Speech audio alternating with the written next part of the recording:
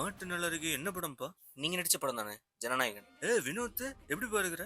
ஞாபகம் இருக்கானே என்ன எல்லாம்? உன்னை எப்படிப்பா மறக்க முடியும்? உன்னை என்னெல்லாம் பண்ண நானு? பகவன் கேசரி படத்தை ஒரு 5 வாட்டி பார்த்தோம்ப்பா. அந்த படத்தை எதுக்கு சார் 5 வாட்டி பார்த்தீங்க? அச்சச்சோ பொன்னகை. ஏன் சார் சிரிக்கிறீங்க?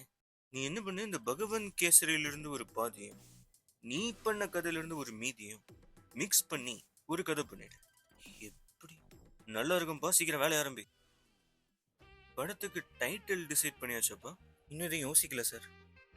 எனக்கு இந்த ஜனநாயகம்ன்ற வார்த்தை ரொம்ப பிடிக்கும்பா.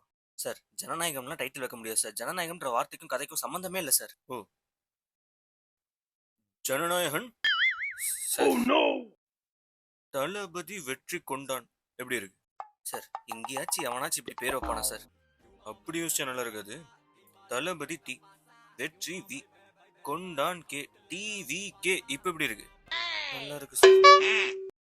எந்த நெஞ்சில் குடியிருக்கும் நான் இனது என்னும். ஏன் சார் சிரிக்கிறீங்க? இது சிரிக்கிறேன். ஐயோ ஏன் சார் அழுவுறீங்க? சரி, அதை விட உன்ட்டு ஒரு முக்கியமான விஷயம் பேசணும்.